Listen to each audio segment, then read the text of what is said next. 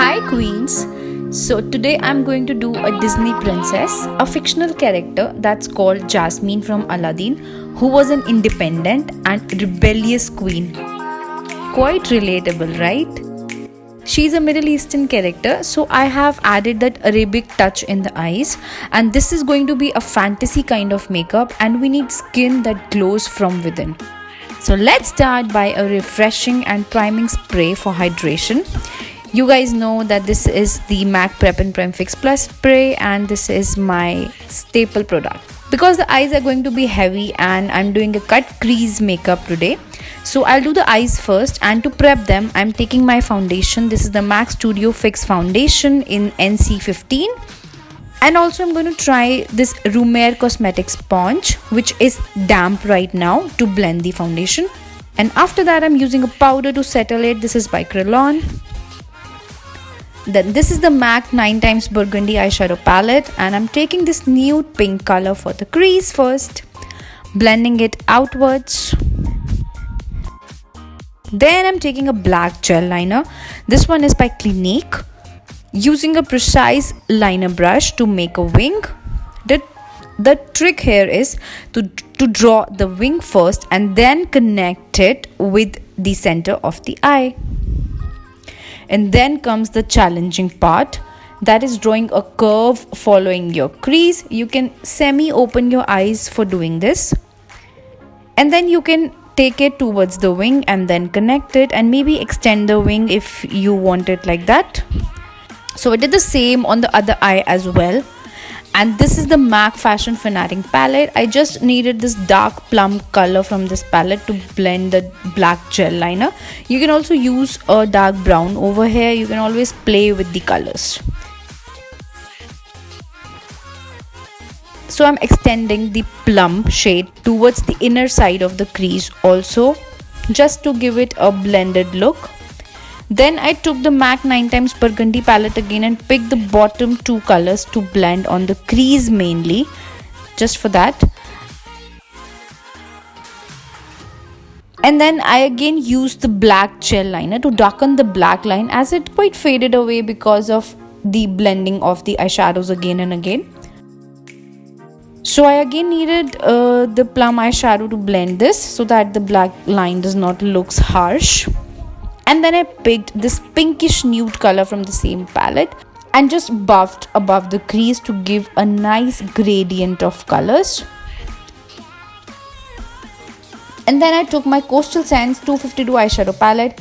This was my first ever eyeshadow palette when I started doing professional makeup. And then I picked the green blue from this palette and filled in the eye shape that is created. This greenish blue color will give you that jasmine feeling. I also took it to the inner corners. It looked very beautiful.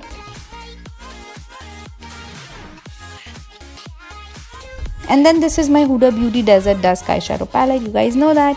I took this holographic color with purple and red hues and sprayed my brush first with MAC Prep and Prime Fix Plus to get maximum intensity of the color, and applied it over the blue shade. This is such a stunning color and the blue is coming through it. I again took the plum eyeshadow and darkened up the wing and crease to make the cut crease stand out. Then with the kohl pencil I tight lined my eyes, and this kohl pencil is by Faces. Then I also painted the waterline black. We need the princess lashes now, so these are the Huda Beauty Camille lashes, and I have this duo glue along. So fluttery and princessy these are. Huda lashes are ineffable. They're just beautiful. So now let's start working on the skin first and clear all the fallouts from the face. I'm using my Garnier Miceller water for this. This is a wonderful and affordable product. And now I'm using the MAC Strobe cream again for priming my skin. You can use your primer at this step. Then I took my foundation, my MAC foundation again, and took a very tiny amount from it because this is a full coverage foundation, so it's required in a very small amount. And let's try out the sponge now to blend the foundation. Well, this blended quite nicely and gave a natural finish. So far, the blending looks amazing. Then I used the foundation as the concealer also and tried out the flat surface of the sponge to blend it. You can use your concealer also instead. This easily reaches into the eye area, the sponge, unlike the round shaped sponges. Applying some around the mouth also, as this area is usually more pigmented than the rest of the face. The sponge worked pretty nice. Then I took the Plum eyeshadow again to line the lower lash line. And then this color again to blend the plum color just like we did on the eyes.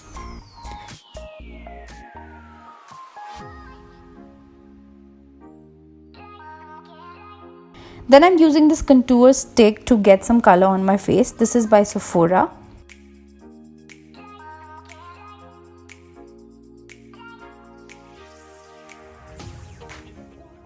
And the blender quite neatly blended it. It didn't move the product from the place and also neatly blended it. That's the benefit of using a sponge over a brush. Now let's do the baking and utilize the flat surface of the sponge again. This will make your makeup last so longer, and we are making it waterproof as well.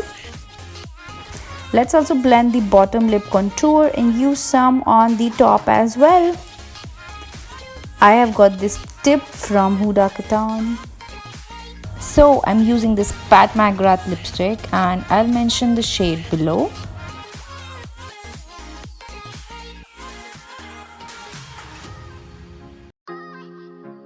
And then I picked my NYX nude gloss in Madeleine to get a nice fuller pout.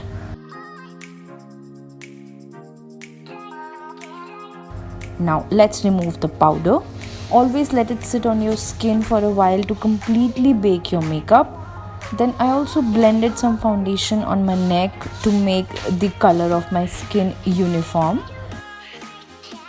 And this is a natural peachy blusher by Kiko Milano. So I'm using a stippling brush today for this. I love using a stippling brush for the blusher. The blush looked so great on this makeup. You can go overboard with this as the princess's cheeks are naturally flushed and beautiful. And then for some natural glow, I picked some highlighter on the sponge and used on the areas where the light usually hits. For example, the upper cheekbones, the nose, the chin. See how natural this looks with the help of the sponge.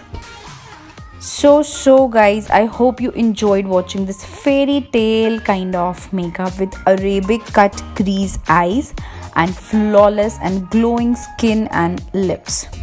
Please give some suggestions for the next video in the comments below. Bye bye.